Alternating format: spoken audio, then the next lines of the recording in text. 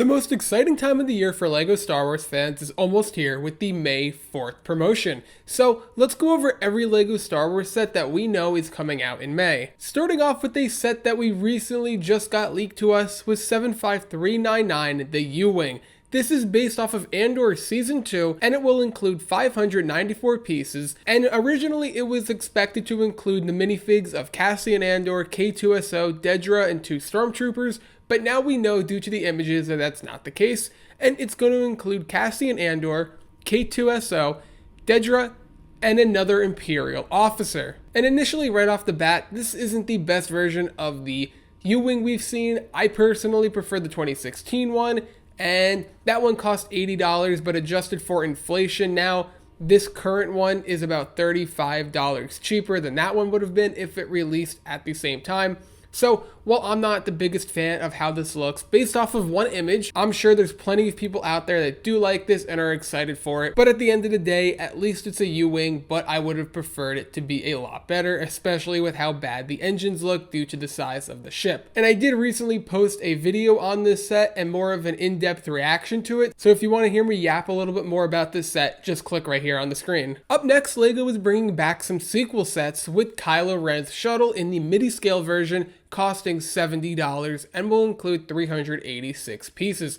This is a set I'm personally excited for. LEGO found a way to get sequel sets back on shelves, and they did it with one of their most popular sub-themes in my opinion. LEGO released 2 very solid midi-scale sets earlier in the year with the Acclimator and the Home one, and now they have a chance to make it 3 for 3 on the year with the Kylo Ren's shuttle. Now, I'm interested how exactly they're going to go about this, because as we know, the wings are very tall, and with the piece count, I'm interested to see exactly how it's going to look proportion-wise, but every midi-scale or Starship Collection set that LEGO has released has been very good so far. The only thing is maybe some of them are $10 overpriced, and that might be the case here. But regardless of my speculation with that, I do think that this has a chance to be one of the better Starship Collection sets, which is saying something because I love all of them. And continuing on the topic of Kylo Ren, we have a Kylo Ren helmet. The helmet line is officially back. The AT-AT driver helmet just released, depending on when you're watching this. And that helmet was very good. Once again, shameless plug. I have a review on my channel if you would like to watch that.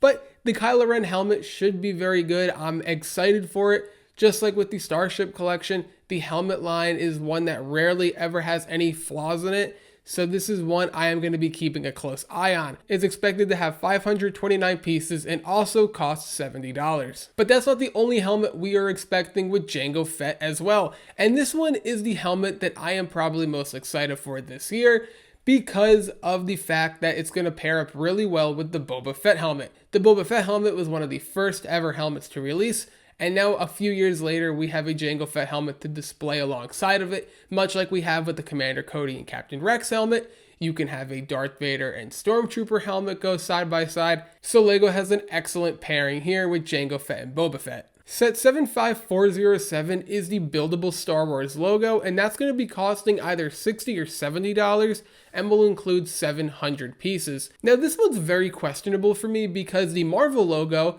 released, and that included minifigs, and that gives us an idea of exactly what the Star Wars logo will consist of.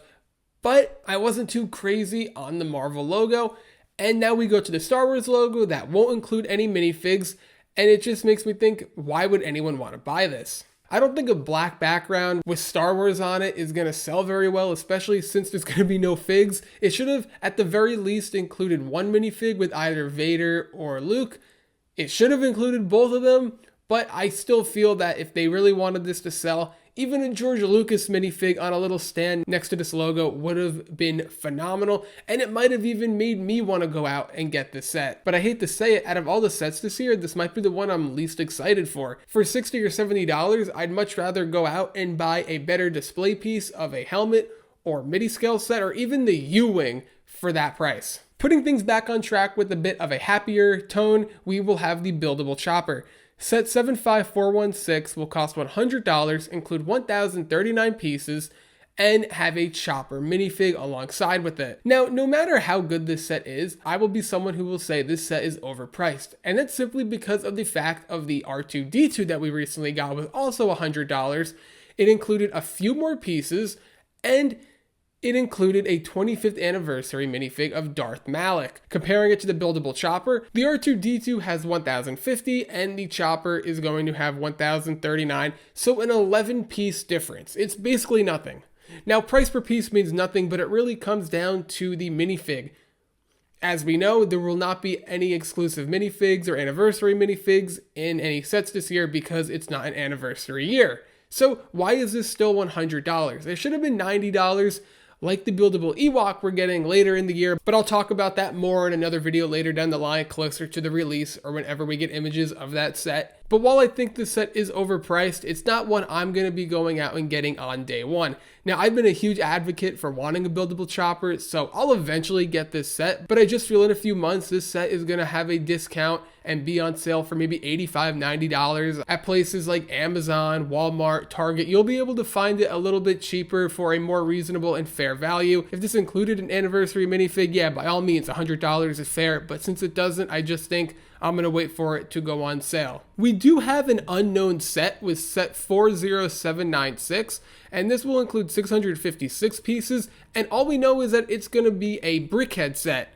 Now, what that brickhead set will be, I'm not sure. I assume it's going to be a bundle. Maybe it's going to be a Revenge of the Sith theme, but it also could be a sequel theme. I'm one who would be pushing for an Anakin Skywalker, Padme, Mace Windu, Palpatine, Obi-Wan type of brickheads bundle. That would be awesome. But in the same breath, we have no idea what this is and what it will include. I assume we will find out more information on that in the coming weeks as the May 4th promotion approaches. But if we go to recent history, we had the Heroes of Endor brickhead set, which that one stands out in my head most notably. So that's why I'm thinking that this is a bundle. The set that probably has most people's attention is the UCS Jango Fett Slave 1. This is going to retail for either $240, $260, or $300. It doesn't seem like there's a solidified answer just yet, even though I'm leaning more towards the $300 price point just because that's where I've been hearing the most noise come from with the most reliable sources. And this will include 2,970 pieces. Now, the interesting thing about this is we already know what it's pretty much going to look like. It is a Slave 1, much like the UCS Slave 1 that we got a few years back for Boba Fett. So it'll be very hard for LEGO to screw something like this up. As far as minifigs go, it's going to include Boba Fett and Jango Fett, and they're both rumored to be highly detailed with arm and leg printing, which is awesome. The last time we had those figs were in 2017 with the Jedi Starfighter and Hyperdrive, and I thought they were great then. And if someone's telling me they're going to be even better, I am super excited for that. The UCS Slave 1 included 1,996 pieces, while this Slave 1 is expected to include 2,970 pieces. Now, how does this affect the model? Are those extra pieces going to be a more detailed interior? Are they going to make this bigger? Or is it going to be the usage of more smaller parts and elements to add a little bit more detail and get some shaping a little bit better that they feel they could improve on? I am not sure. But deep down, I really hope that they keep this the same size. It would be the smart thing to do with both of these sets on display. You have the Boba Fett version and the Jango Fett version, and there isn't a big eye-catching difference, like it's a 4-stud difference in each direction. Just so we can get some measurements, the UCS Slave 1 was 7 inches tall, 17 inches long, and 14 inches wide. So I'm really pushing for this set to stay around the same size.